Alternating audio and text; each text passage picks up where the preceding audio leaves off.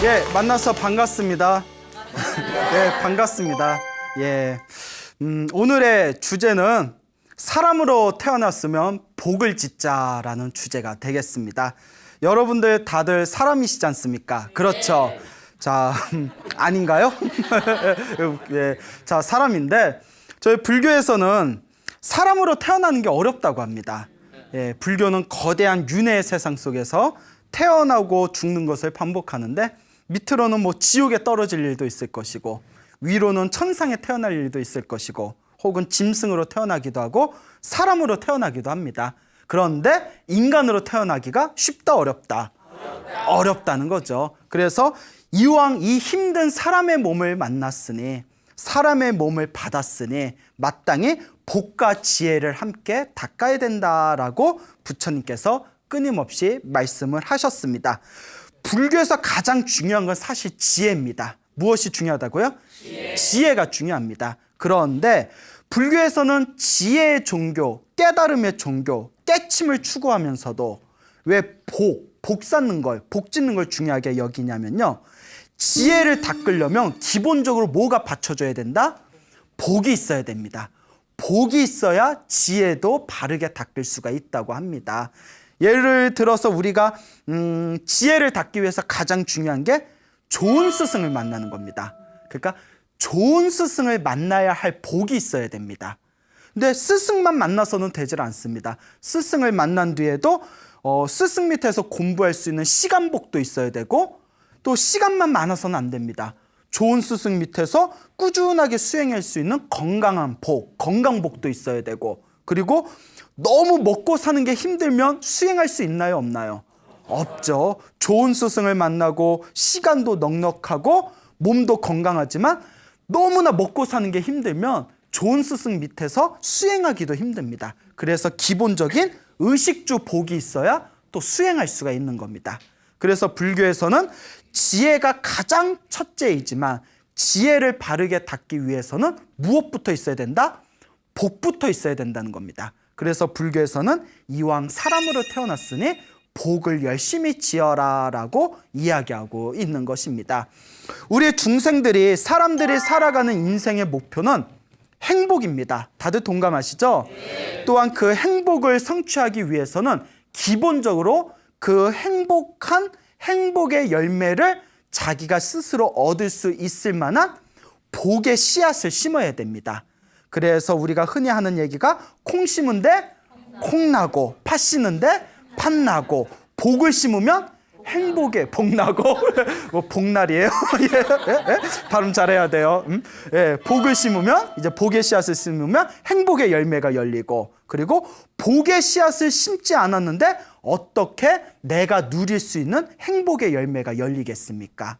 그래서 우리 불교에서는 살아가면서 행복한 일, 좋은 일이 자꾸 생기면 아이고 내가 전생에 복을 많이 지었나 보구나 이렇게 이제 스스로를 성찰하고 살아가면서 안 좋은 일이 생기고 자꾸 좋지 못한 일들이 생기고 원하는 바 성취가 잘 되지 않으면 아이고 내가 지어놓은 복의 씨앗이 없나 보구나 그러니 이번 생에서라도 열심히 복을 지어야 되겠구나라고 스스로 마음을 다스리라고 합니다.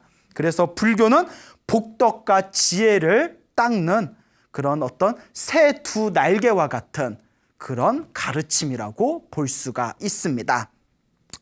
그 명나라 중국 명나라 시대 때 이 복건성이라는 곳이 있어요.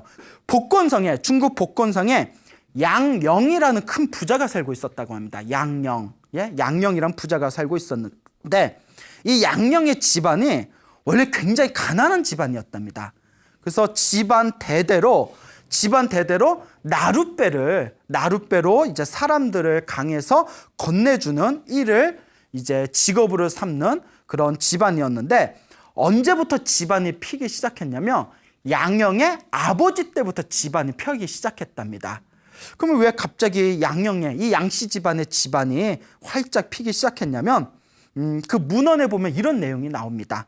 그 복건성에 양령이라는 양씨 집안이 있었는데 이 양령이라는 부자의 할아버지하고 증조 할아버지 때 할아버지와 증조 할아버지 때 그러니까 양령의 아버지의 아버지와 자기 아버지의 할아버지 때가 되겠죠. 그렇죠. 예? 그때 그 지역에 큰 홍수가 난 적이 있었답니다. 그 홍수가 나가지고 집안이 다 휩쓸리고 그 홍수 때문에 수많은 사람들이 물에 빠져서 허우적거리고 있었을 때 배를 가지고 있는 수많은 사람들이 배를 타고 나와서 무엇을 건졌을까요? 사람은 건지지 않고 재물만 건졌답니다. 이게 웬 떡인가 싶어가지고. 그래서 옛날에 우리나라의 가슴 아픈 그런 사건 중에 삼풍백화점이 무너졌던 사건이 있었죠. 그때 삼풍백화점 무너졌을 때 거기서 열심히 봉사해 주셨던 분들도 있었지만 몰래 와가지고 사람 죽은 그런 곳에서 그 옷가지 하고 재물 같은 거 막 챙겨가가지고 한때 사회적으로 크게 이제 비판받던 그랬던 적이 있었지 않습니까? 그 사람들 마음이 참 굉장히 순수하고 선한 사람들이 있는가 하면 굉장히 또 좀 악하고 마음을 잘 못 쓰는 사람들도 있는 것 같아요. 그러니까 사람들 다 물에 빠져 죽고 있을 때 그 나룻배를 가지고 있는 사람들은 다 와가지고 이때가 아니면 언제 우리가 재물을 모으겠냐 해가지고 사람은 뒤편이고 다들 이렇게 재물만 건지고 있었을 때 요 양씨 집안에 양형의 증조 할아버지하고 그 할아버지 되는 분, 요 부자죠. 두 분 부자는 배를 타고 가서 재물은 신경도 안 쓰고 오로지 사람만 구해줬대요. 사람만 막 구해줬답니다. 사람만 계속 하루 종일 사람만 구해주고, 예? 그러니까 그 다른 주변에 있던 사람들이 혀를 차면서 아이고 어리석은 이 가난뱅이들이야. 니들이 그러니까 그렇게 가난하게 사는 거다. 지금 이 기회에 저 떠다니고 있는 재물을 모을 생각을 해야지. 저 사람들 구해줘봤자 저 사람들 시간 지나면 자네들 고마운 거 알아주기라도 한단 말이냐. 다 이렇게 모질게 얘기를 하는 거예요. 그때 그 양씨 집안에 그 양형의 증조 할아버지 되는 분이 다 이렇게 수염을 만지면서 수염이 있었나 봐요. 다른 사람이 알아주지 않으면 하늘이라도 알아줄 것이고 내가 못 받으면 내 아들이나 내 손자들이 받지 않겠어. 이런 말을 하더랍니다. 예? 이 정도면 도인이에요, 도인. 그렇죠. 이 정도면 도인이에요. 그러니까 이제 사람들이 막 혀를 찼는데 아니나 다를까 그 증조 할아버지가 이렇게 돌아가시고 그 할아버지 되는 분도 아들 양형의 아버지인 이제 자기 아들을 딱 낳고 이제 돌아가시고 양형의 아버지부터 양씨 집안이 조금씩 번창하기 시작하더니 그 양형 때가 돼가지고 그 집안이 큰 부자가 됐답니다.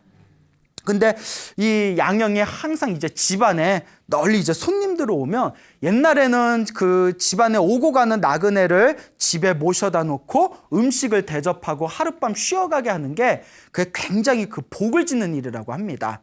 그래서 이 양형이라는 이 부자 양반도 오고 가는 나그네들한테 다 잠자리를 이렇게 만들어주고 음식을 대접했는데 그때 어느 도사가 하룻밤 거기서 묵어갈 일이 있었대요. 그래서 도사가 이제 아침을 잘 먹고 이제 다 나올 때 양형에게 아이고 어르신 덕분에 나그네가 편하게 하룻밤 쉬다 갑니다 하면서 이렇게 얘기하더랍니다. 양씨 집안은 내가 보기에 조상 때 그 증조 할아버지 얘기를 하는 거겠죠? 증조 할아버지 때 얘기하는 거예요.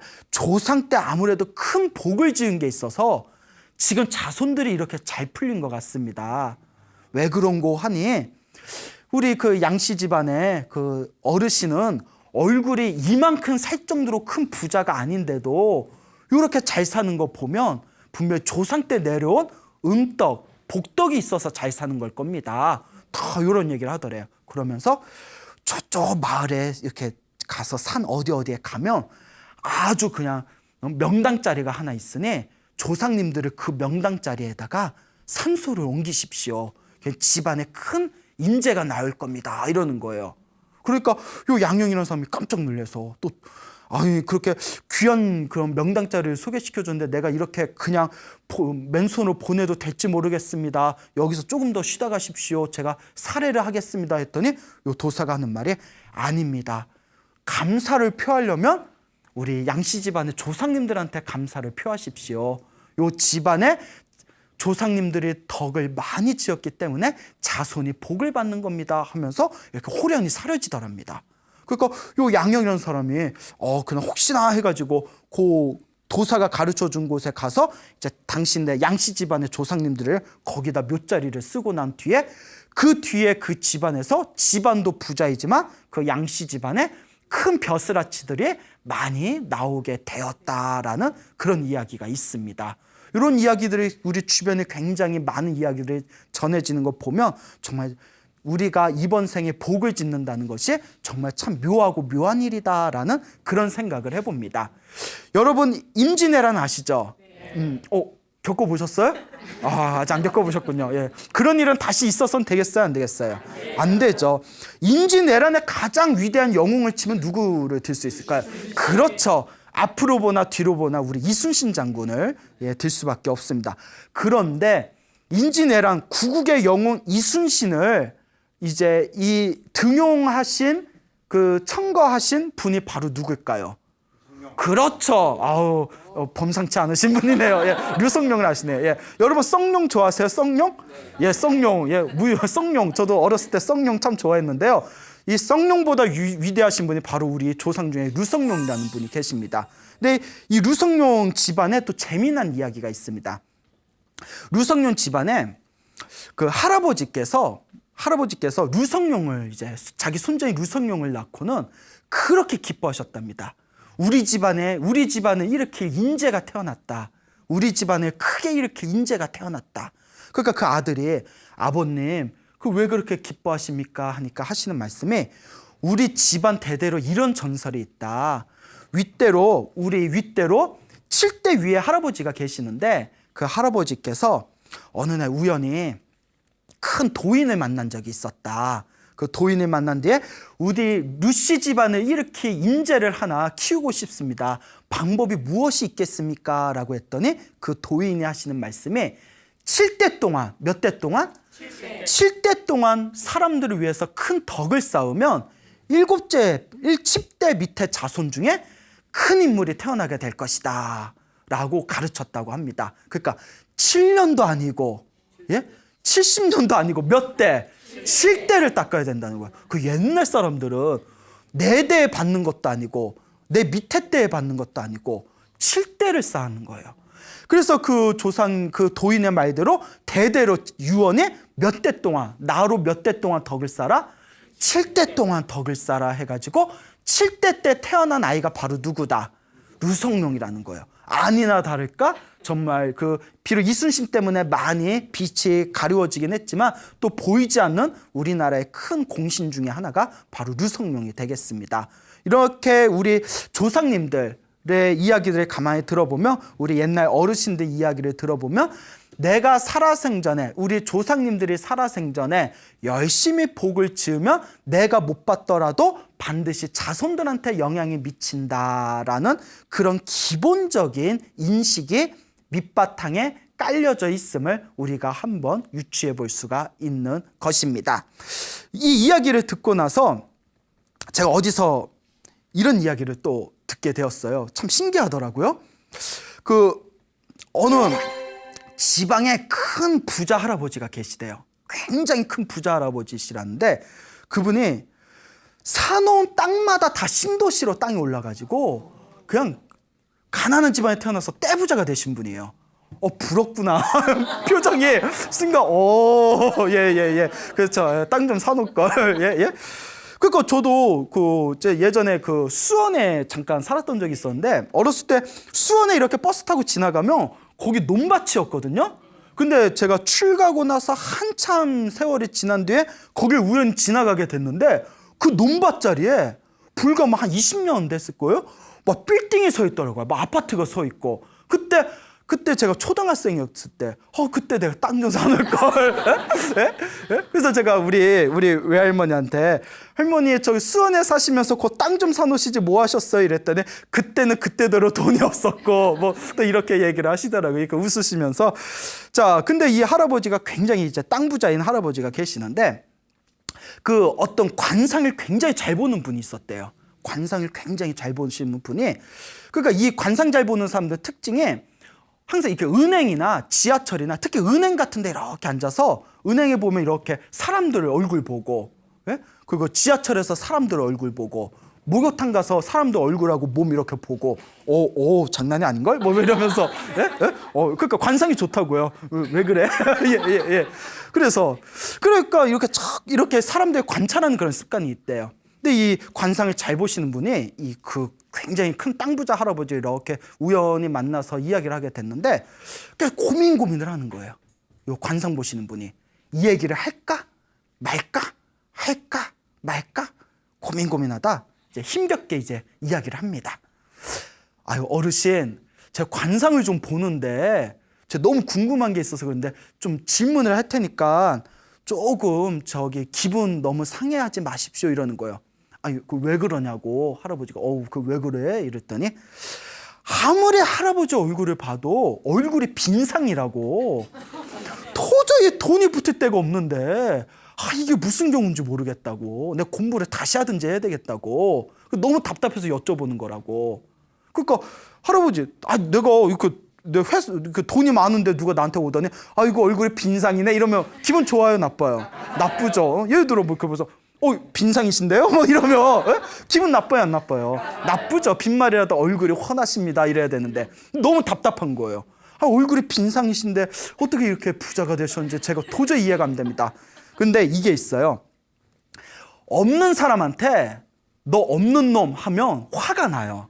근데 있는 사람한테는 없는 놈 해도 별 화가 안 나요. 그래 뭐 있든가 없든가. 진짜 있는 사람은. 그러니까 여유가 있는 사람은 사실 화가 잘 안 난대요.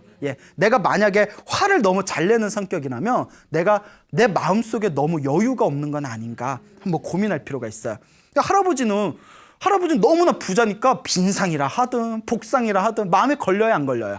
안 걸려요. 안 걸리는데 갑자기 눈물을 주르르 흘리더래요. 삐쳤나? 삐져서 눈물까지 흘리나? 깜짝 놀란 거예요. 왜 우세요? 부모님 생각이 나서 웁니다 이러는 거예요. 너무나 사람을 잘 보셨어. 내 말 좀 들어보시오. Listen. 그러니까 무슨 얘기냐면 어렸을 때 집안이 너무너무 가난하셨대요. 그래서 이제 부모님이 이제 자기가 형제들이 있었는데 부모님이 그 형제들을 데리고 힘들게 이제 일을 하셨는데도 도저히 돈이 모이질 않더래요. 정말 그 복짓거리 하나 없더래요. 그때 부모님이 이렇게 얘기하시더랍니다. 우리는 이렇게 가난하게 살아도 자식들마저 이렇게 가난하게 살게 할 수는 없다. 그러니 우리는 가난하게 살더라도 우리 자식들을 위해서는 재산을 좀 남겨주자. 그러면서 하시는 말씀이 보이는 재산이 아니라 보이지 않는 재산을 남겨두자 이런 말을 하시더래요. 난 이 얘기를 듣고 이분들이 가난하게 살았지만 배우신 분이 아닌가 싶은 생각이 들더라고요. 보이지 않는 재산을 주자 하더니 이분들이 무슨 결심을 했냐면 그분 그 이야기에 보면 저 김해 아시죠? 김해 그 근방에 암자가 하나 있었대요. 그 암자에 들어가가지고 아버지는 부목을 살고 부목은 절의 모든 허드렛 일을 하는 장자 패고 허드렛 일을 하시는 분을 부목거사님이라고 합니다. 절에서는 없어서는 안 될 아주 소중하신 분들인데 대신 좀 힘들죠. 그리고 어머님은 공양주 보살을 하고 공양주 공양간에서 밥하시는 옛날에 밥 짓기 얼마나 힘들어요. 가마솥 옛날에는 공양주가 복 짓는데 최고라고 했거든요. 너무 힘들어서 아버지는 부목거사 부목으로 사시고 어머니는 공양주로 사시는데 3년 동안 기도를 하면서 아침 저녁으로 기도하면서 부목을 살고 공양주를 살면서 3년 동안 품삯을 안 받으셨대요. 품삯을 안 받으셨대요. 3년 동안 무료로. 그렇게 없이 사는 분들인데도 무료로 일을 하셨대요. 그러면서 그분들이 항상 하는 얘기가 우리가 받아야 할 몫이 있으면 누가 받게 해주십시오. 자식들이 받게 해주십시오. 기도하면서 3년 동안 무료로 절에서 일을 해줬대요. 그러기 쉬워요? 어려워요? 어렵죠. 더더구나 요새 같은 자본주의 시대에는 상상도 못할 일이에요. 보살님 절에서 3년 동안 공짜로 일해! 이러면 해요 안 해요? 나 같아도 안 하겠다. 하여튼 그분들이 대단하신 분들이니까요. 그렇게 3년 동안 아무런 돈벌이도 없이 그러니까 스님이 너무 미안해서 얼마 챙겨주려고 하더라도 스님 저희들이 받을 몫이 있다면 우리 자식들이 받을 겁니다. 그러니 저희는 이거 안 받겠습니다. 이러면서 3년 동안을 열심히 기도하면서 절에서 지극정성으로 일을 해줬답니다. 그러니까 3년 동안 벌어놓은 게 있어요? 없어요? 없으니까 형제들이 그 흔한 소학교도 졸업을 못했대요. 돈이 없어서. 그러니까 자식 입장에서는, 이 할아버지가 어렸을 때 입장에서는 부모님이 그렇게 원망스러웠대요. 어쩜 그렇게 자식, 절에서 일만 할 줄 알지 자식도 교육도 제대로 안 시키고. 그 3년 동안 일을 한 뒤에 아버지하고 어머니하고 다시 사업을 시작하셨는데 쫄딱 망했대요. 얼마나 복이 없으면. 쫄딱 망했는데 설상가상, 예? 아버지가 갑자기 큰 병에 걸려서 갑자기 돌아가셨대요. 그 누가 남아요? 홀어머니 하나만 남아요. 홀어머니 혼자서 겨우겨우 애들을 키워놓다가 어머니도 이제 애들 다 크는 걸 못 보고 일찍 돌아가셨대요. 그러니까 요 할아버지도 이제 뭐 불교니 부처님이니 믿지도 않아요. 그렇게 우리 부모님이 열심히 절에서 일했는데도 어쩜 우리들한테 이런 시련을 줄 수 있단 말인가. 우리 같아도 열받겠죠. 근데 아버지도 돌아가실 때 어머니도 살아생전에 항상 하시던 말씀이 걱정 말아라. 너네들은 잘 살 거다. 우리가 너희들한테 보이지 않는 재산을 만들어놨다. 니들은 잘 살 거다. 언젠가는 우리 뜻을 알 거다 이러더래요. 그러다 이제 어머니도 돌아가셨는데 그렇게 이제 세월이 흐른 뒤에 이 할아버지께서 이제 군대를 제대하고 어디 그 자전거 그 가게에 이제 취업을 하셨대요. 거기서 이제 허들레 일로 취업을 하셨는데 거기서 일을 되게 열심히 해줬대요. 그러니까 자전거 가게 아저씨가 엄청 좋아하더니 나중에 그 가게 아저씨가 아주 헐값에 그 당신이 이제 은퇴하면서 그 가게를 넘기셨대요. 요새 같은 경우에는 그런 거 없잖아요. 옛날엔 그런 일들이 좀 있었대요. 오래도록 밑에서 일해준 사람한테 그냥 가게를 준다거나 헐값에 준다거나. 그 우리 정주영 그 돌아가신 고 정주영 회장도 일본인 밑에 쌀가게에서 일했는데 너무 열심히 일해주니까 일본 사람들이 우리 해방되고 일본으로 건너가면서 쌀가게를 그냥 줬다. 뭐 이런 얘기 있지 않습니까? 그 시대 때는 좀 그런 게 있었나 봅니다. 그러니까 헐값에 이제 자전거 가게를 해서 열심히 일을 했고 지금이야 이제 툭하면 우리가 자동차 사지만 그 대신에 자전거를 많이 살던 시대였잖아요. 그 자전거 가게가 또 호황을 누렸대요.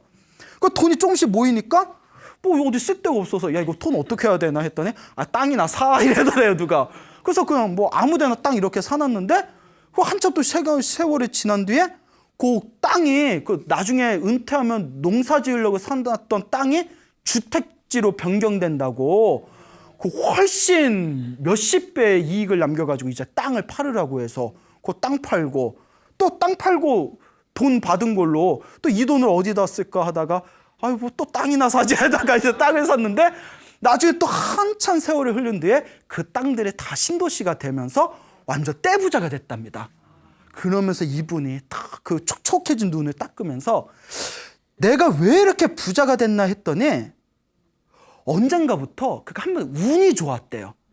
자기 물론 열심히 일을 해서 그 일한 돈으로 땅을 산 것도 이유가 있지만 희한하게 아무 정보 없이 농사나 지을까 싶어서 산 땅마다 그 땅들이 다들 개발이 되고 사람들이 서로 사가려고 난리 나고 그리고 또 새로 땅을 사면 거기가 신도시가 되고 자기는 운이 좋았다. 그래서 왜 이렇게 운이 좋았나 하고 다 고민해봤더니 귓가를 스치는 부모님의 그 목소리가 들리더래요.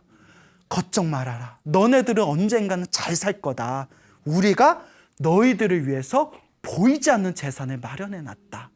그때 탁 그분이 하시는 말씀이 이제 그 뜻을 알겠습니다. 나이가 드니까 내 나이가 이제 70이 넘어가고 80이 되니까 자손을 위해서 조상들의 복을 만들어 놓으며 그 자손들이 복을 받는다라는 말을 제가 이제 좀 이해가 됩니다. 하면서 그분께서 이제 재산이 많기 때문에 이제 부모님을 생각하면서 그 주변에 굉장히 좋은 장학 사업을 많이 하신답니다.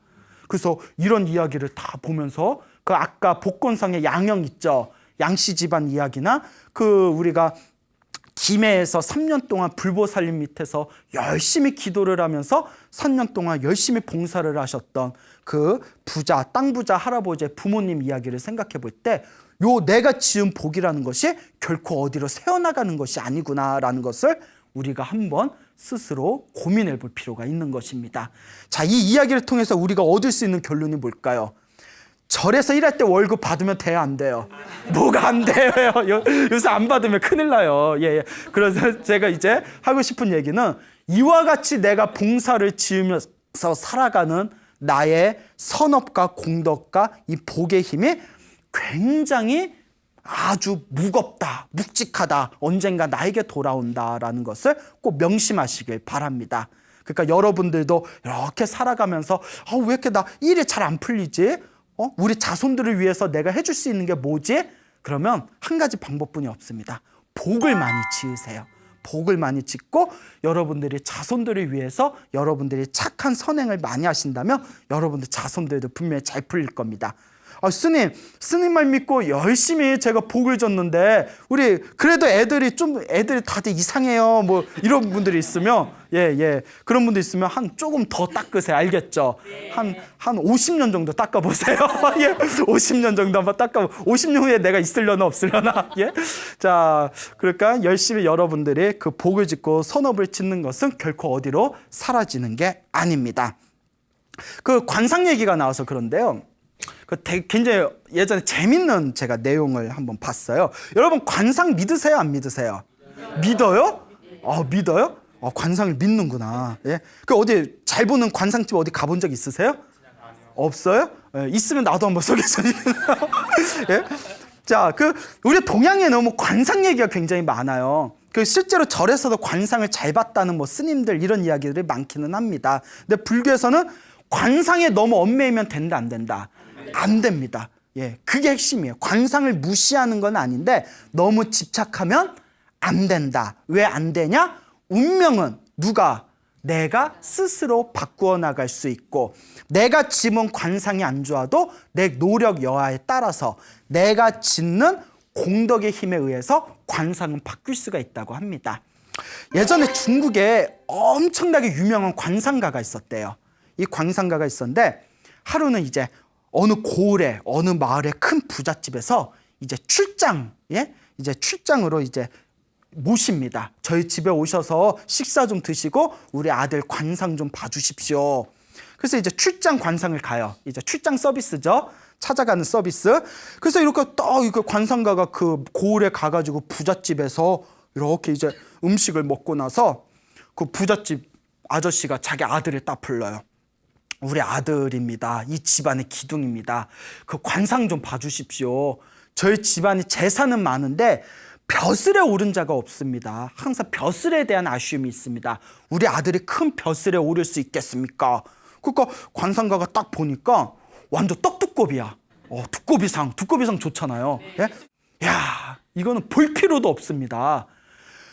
이 아이는 그냥 둬도 알아서 잘 크고 나중에 큰 벼슬길에 오를 겁니다. 이 아이는 아무것도 걱정하지 마십시오. 내가 본 관상 중에 제일 좋은 관상 중에 하나입니다. 딱 이렇게 얘기하더래요. 그러니까 너무 부자고 너무 기분이 좋은 거예요. 그럼 우리 아들이 잘 되겠습니까? 아무 걱정하지 마십시오. 저절로 큰 인물이 될 겁니다. 아주 큰 벼슬에 오를 겁니다. 이렇게 얘기를 했는데 그때 때마침 그 부잣집 아들 친구놈이 다 이렇게 놀러 온 거였어요. 쪼르르 놀러 왔는데 저기서 관상가가 애 데리고 우와 떡두꺼비 막 이러면서 야, 잘 되겠네, 걱정할 필요 없네, 나중에 큰 인물 되겠네, 큰 벼슬자리 오르겠네, 이런 얘기를 듣고 저 아저씨가 뭐 아나 보다 몰래 이렇게 기다리고 있었대요. 몰래 기다리고 있다가 이제 관상가가 거기서 대접을 잘 받고 나오는데 쪼르르 가서 아저씨 하고 부르는 거예요. 딱 보니까 왜 조그만 애가 아저씨 아까 제 친구 얼굴 보고 이러쿵저러쿵 얘기해 주셨는데 저도 앞으로 벼슬할 수 있는지, 저도 큰 벼슬에서 부모님한테 효도하고 싶은데 벼슬할 수 있는지 저도 좀 봐주세요 라고 하는 거예요. 그 관상가가 딱 보더니 우리는 먼저 선입금 복채를 내야 되는데 이러는 거예요. 우리는 먼저 선입금이다. 프로예요. 그러니까 얘가 무슨 돈 있어요? 아저씨 제가 나중에 잘 되면 거하게 제가 공 올릴 테니까 좀 봐주세요 이러는 거야. 애가 얼마나 귀여워요. 그러니까 딱 봤대요. 어디 보자. 에휴 이러는 거야. 에휴 너는 도저히 벼슬할 얼굴이 아니다. 그러니까 벼슬할 욕심은 내지 말고 그냥 농사나 지으면서 입에 풀칠할 걱정이나 해라. 이렇게 얘기를 하더래요. 그 농사 지으면서 살면 그래도 굶어 죽지는 않겠다. 그 애가 어린 마음에 얼마나 상처받아요. 넌 안 돼 이러는 거예요. 그러니까 이렇게 한참 세월이 흘렀어요. 그래서 이제 수십 년의 세월이 흐르고 이 관상가도 나이가 엄청나게 많이 듭니다. 하루는 어느 큰 고을에서 현감, 그 고을을 다스리는 수령을 현감이라고 합니다. 현감이 이제 초빙이래요. 예? 그 우리 현감 어른께서 몇월 며칠 날 모셔서 저기 공양을 올리고자 합니다. 와주십시오. 내 그 현감 양반하고 내 인연이 없는데? 여튼 이렇게 갔어요. 그날에 딱 갔더니 그 아주 그냥 저기 의리하게 그냥 탁자에다가 음식을 차려놓고 아주 위험 있어 보이는 현감이 딱 기다리고 있으면서 아이고 어르신 오랜만에 뵙습니다 하고 딱 자리를 이제 양보하는 거예요. 그래서 요 관상가가 깜짝 놀라서 아니 우리가 언제 본 인연이 있습니까? 이러니까 아유 뭐 앉으셔서 제가 자초지종 말씀드리겠습니다 하고 이렇게 얘기를 나누면서 옛날 아주 오래전에 어느 여기 고을의 부잣집에 오셔서 아무개 부잣집 아들은 큰 벼슬에 오를 관상이고 또 그때 웬 꼬맹이가 와가지고 친구도 봐줬는데 저도 봐주세요 했더니 아이고 너 벼슬에는 욕심내지 말고 입에 풀칠할 걱정이나 해라.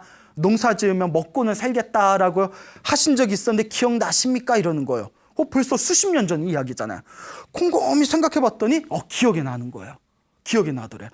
기억이 납니다. 이렇게 얘기를 하니까 그때 벼슬할 운은 없으니 농사나 지어라 했던 아이가 바로 접니다. 이러는 거예요. 현감입니다. 깜짝 놀래가지고 아니 지금까지 살아오면서 내가 관상을 크게 틀려본 적이 없는데 이게 어찌 된 겁니까? 진짜 그때 그 소년이 맞습니까? 맞습니다. 이러는 거예요. 아 이게 어떻게 된 겁니까? 이러니까 하시는 말씀이 제가 관상가 어르신 제가 참 할 얘기가 많습니다. 예전에 관상가 어르신께서 앞으로 큰 인물을 될 사람이니까 아무 걱정할 필요 없다라고 했던 그 아이 부잣집 아이 기억나시죠? 이랬더니 예 기억납니다. 그 지금쯤 큰 벼슬하고 있죠? 이러는 거예요. 아이고 얼마 전에 폐인이 돼서 죽었습니다. 이러는 거예요. 깜짝 놀라서 아니 그게 어떻게 된 겁니까? 하니까 그 하는 얘기가 그때 너는 아무 걱정할 필요 없다. 너는 큰 인물이 될 수밖에 없다. 그러니까 아무 걱정하지 말아라.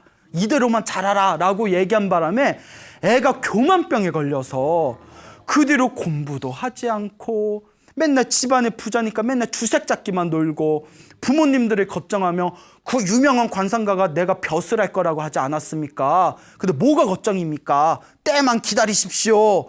이러고 한 해 두 해 지나다가 주색가 노름가 그냥 그런 거에 다 찌들어가지고 결국 폐인이 돼서 건강을 크게 해쳐서 결국 집안 재산 다 말아먹고 몇 년 전에 그렇게 쓸쓸히 죽었습니다. 이러는 거예요. 그 관상가 가슴이 파르르 떨리면서 아이고 내가 그러려고 그 얘기했던 게 아닌데 내 말 한마디에 그렇게 교만한 병이 걸려서 그렇게 돼버렸구나. 그러면서 아니 그러면 현감 어르신은 어떻게 이 위치에 오르셨습니까? 하니까 요 현감이 하는 얘기가 그때 어린 나이에 관상가 선생님께서 저한테 모진 얘기를 하셔가지고 내가 하도 화딱지가 나서 3일 동안 잠을 못 잤다고. 그래서 내 그놈의 관상이 뭔지 내가 한번 봐야겠다 해서 내가 그날로 하던 공부 다 때려치고 관상 공부를 시작했다고. 예. 그러니까 그 어린 얼마나 한풀이죠. 한풀이. 하도 한이 맺혀가지고 관상책을 다 보다가 옆에 거울 보고 내 눈이 어때서 내 코가 어때서 이렇게 보다가 마지막 구절에 관상이 아무리 좋아도 골상이 좋은 것보다 못하고 골상은 뼈예요. 뼈. 예? 골상이 아무리 좋아도 심상, 마음이 좋은 것보다 못하다. 예? 라는 구절. 그러니까 아무리 관상이 좋아도 뭐 좋은 것보다 못하다. 심상, 마음 잘 쓰는 것. 마음의 상보다 못하다라는 구절에 딱 꽂혔던 겁니다. 그래, 이 관상을 극복하려면 마음 쓰는 것밖에 없구나. 마음, 이 심상이 중요하구나. 그러면 요 마음 공부를 해야 되는데 마음 공부를 하려면 어디로 가야 되나? 어디로 갔겠어요? 절에 갔죠. 절에 가서 큰 스님께 가서 스님 마음 공부하는 법 좀 배우겠습니다 하면서 몇 년 동안 스님 밑에서 마음 공부를 했답니다. 마음 공부를 다 배운 뒤에 이제 스승이 너는 세속에서 뜻을 이루어야 할 사람이지 세속의 모든 욕심을 버리고 출가하기에는 좀 부족함이 있구나. 요 절에서 배운 마음 쓰는 법을 잘 활용해서 세속에서 네 뜻을 이뤄라 하고 이제 큰 스님이 하산을 시킵니다. 그래서 이제 절에서 내려와서 집으로 돌아가서 이제 절에서 마음 공부했지 않습니까? 마음 공부에서 가장 중요한 게 마음에서 뭘 하고자 하는 집착 자체를 놓아버려야 돼요. 그게 중요합니다. 근데 그게 잘 돼요, 안 돼요? 예, 그럼 뭐가 될까? 예, 마음의 집착을 다 놓아버리고 그때부터 마음 다스리는 게 제일 중요하잖아요. 심상이 가장 중요하지 않습니까? 자기 주변에 있는 사람들의 힘든 일을 나의 힘든 일처럼 생각하고 사람들한테 매일매일 봉사하면서 살았답니다. 그렇게 1년을 살고 3년을 살고 10년을 살았더니 주변에서 사람들이 막 모여들기 시작하더래요. 근데 여기서 중요한 게 무언가 대가를 바라면서 봉사를 하고 선행을 하면 될까요, 안 될까요? 그런 선행은 금방 자빠집니다. 정말 아무런 집착 없이 순수하게 내 마음자리를 위해서 내가 좋아서 그렇게 이제 봉사를 하다 보니까 그렇게 10년이 지나니까 사람들이 모이기 시작하더니 20년이 되니까 자기 이름이 조정에까지 이름이 올라갔대요. 그래서 하루는 황제가 가 지방에 고을에 덕 있는 사람을 청거해라. 마땅히 심사를 해서 벼슬을 내리겠노라. 옛날 그렇게 뭐 한 번씩 그렇게 덕 있는 사람들을 딱 이렇게 청거를 하면 벼슬을 주는 그런 게 있었나 봐요. 그 고을에서 우리 집안에 이렇게 훌륭하신 분이 있습니다 하고 이제 조정에다 상소를 올리니까 그 황제가 다 심사를 다 한 뒤에 이와 같이 훌륭한 사람한테 어찌 벼슬을 내리지 않을 수 있겠느냐. 이 사람에게 이 고을을 다스리는 현감자리를 내리겠노라 해서 전혀 관상에 벼슬운이 없던 사람이 요 마음 하나 잘 다스려서 그 고을의 수령이 되어 그 이야기를 관상가한테 다 이야기를 합니다. 관상가가 깜짝 놀라면서 나도 일찍이 젊었을 때 관상책을 보면서 아무리 관상이 좋아도 심상 좋은 것만 못하다. 아무리 관상이 나빠도 심상으로 그것을 극복할 수 있다라는 구절을 봤지만 한 번도 이걸 실천하는 사람을 못 봤는데 오늘에야 제가 봤습니다. 정말 위대하십니다라는 이야기가 지금까지 전해지고 있습니다. 여러분. 그러니까 여러분들 오늘 집에 가서 거울을 한번 보세요. 여러분 딱 거울 보고 내 관상을 보면 내 관상이 좋은지 안 좋은지 알아요, 몰라요? 모르죠. 내 코가 어떤지 내 눈이 어떤지. 그런데 거울에 보이는 관상은 좋아도 그만, 안 좋아도 그만. 정말 중요한 거는 거울에 보이지 않는 무엇이 가장 중요하다? 내 마음의 상이 중요하다. 왜 거울에 보이는 내 모습은 언젠가 또 어떻게 변할 줄 모르는 게 바로 내 얼굴에 보이는 상입니다. 그렇지 않습니까? 하지만 거울 너머에 거울로 보이지 않는 여러분들 내면에 있는 여러분들의 마음자리를 잘 다스린다면 거울에 보이는 여러분들의 그 거주, 그 얼굴조차도 환하게 바뀌게 될 것이라는 것을 결코 의심하지 마시길 바랍니다. 그래서 옛날 그 중국 송나라 시대 때 위대한 정치가 중에 범중엄이라는 사람이 있었습니다. 범중엄이라는 유명한 재상이 있었는데 이 범중엄이 어렸을 때 젊었을 때 유명한 관상가를 또 찾아갔답니다. 오늘 관상 얘기 너무 많이 하네. 관상가를 딱 찾아갔는데 관상가한테 제가 앞으로 큰 정치인이 될 수 있겠습니까? 라고 질문을 던졌대요. 제가 능히 큰 재상이 될 수 있겠습니까? 딱 봤더니 사람이 꾀죄죄해 보이더래요. 예? 꾀죄죄해 보이고 관상도 안 좋아서 아유 정승하기는 글렀어. 당신은 전승할 만한 그릇은 아니요 이러더랍니다. 그러더니 범중엄이 가만히 이렇게 고개를 숙이고 고민하더니 그러면 제가 의사는 될 수 있겠습니까? 이러더래요. 의사는 될 수 있겠습니까? 지금이야 의사라는 직업이 굉장히 존경받는 직업이잖아요. 근데 그 당시는 약간 천직이었대요.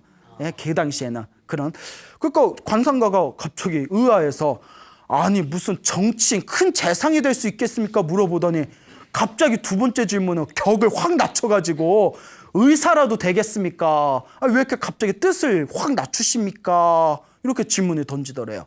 그랬더니 범중엄이 하는 얘기가 제가 큰 정치가가 되고 싶은 거는 사람들을 행복하게 해주고 싶기 때문이었습니다. 그런데 정치가가 못 되면 의원이라도 돼서 의사라도 돼서 고통받는 사람들한테 조금이라도 도움이 되고 싶습니다. 의사라도 되겠습니까? 그 마음 쓰는 게 관상가가 깜짝 놀라더니 당신은 앞으로 유명한 큰 정치인이 될 겁니다. 이렇게 마음을 잘 쓰는데 당신이 어찌 재상이 안 될 수 있겠습니까? 라는 말을 남겼다고 합니다. 아니나 다를까 그 범중원이라는 사람이 중국 송나라 시대 때 중국 역사에 길이 남는 명재상이 되어 수많은 사람들을 이익되게 하였다라는 이야기가 지금도 전해지고 있습니다. 그러니까 여러분들도 마음을 잘 쓰시기를 바랍니다. 사람으로 태어나서 복을 짓는 건 굉장히 중요합니다. 나를 위해서든 누군가를 위해서든 결국 내가 지은 업은 내가 받기 때문입니다. 저 양산 아세요? 양산에 내원사라는 절이 있었답니다. 그 내원사라는 절에 몇십 년 전에 그 어느 노스님이 계셨는데 노스님이 고양이를 한 마리 키우셨대요. 좀 외로우셨나 봐요. 근데 고양이가 수명이 다해서 죽어버렸대요. 얼마나 슬퍼요. 여러분 고양이 키워보셨어요? 아주 녹아요, 녹아. 저도 예전에 키워봤는데 어찌나 그 고양이가 어찌나 애교도 잘 부리고 옆에 있으면 참 시간 가는 줄 모르겠더라고요. 근데 이 노스님이 너무 슬퍼서 고양이 49제를 지내줬대요. 예, 그러니까 고양이 49제를 딱 지내주면서 마지막 49일째 때 다 영단에다 요령을 흔들면서 눈물을 이렇게 흘리시면서 고양이야 고양이야 부르면서 다음 생에는 부디 인간으로 태어나라. 인간으로 태어나야 복이라도 지을 기회가 있다. 하지만 인간으로 태어나지 못하면 복 지을 기회조차 없구나. 그러니 다음 생에는 네 발 달린 짐승으로 태어나지 말고 부디 인간으로 태어나서 복을 짓거라 하면서 눈물을 흘리면서 간절하게 이렇게 그 기도를 올리셨다라는 이야기가 지금까지 전해지고 있습니다. 인간으로 태어나기가 굉장히 어려운데 우리가 이와 같이 인간으로 태어났다는 것은 굉장히 소중한 일입니다. 그러니 항상 복 짓는 마음을 그리고 지혜를 닦는 마음을 갖추시기를 바랍니다. 여러분 행복해지고 싶습니까? 네. 행복한 삶을 창조하고 싶습니까? 네. 복을 지으십시오. 선업을 지으십시오. 공덕을 쌓으십시오. 복과 선업과 공덕의 힘이 여러분들을 진정한 행복의 길로 이끌어 줄 것입니다. 오늘 여기서 마치겠습니다. 소중한 나 무한 행복.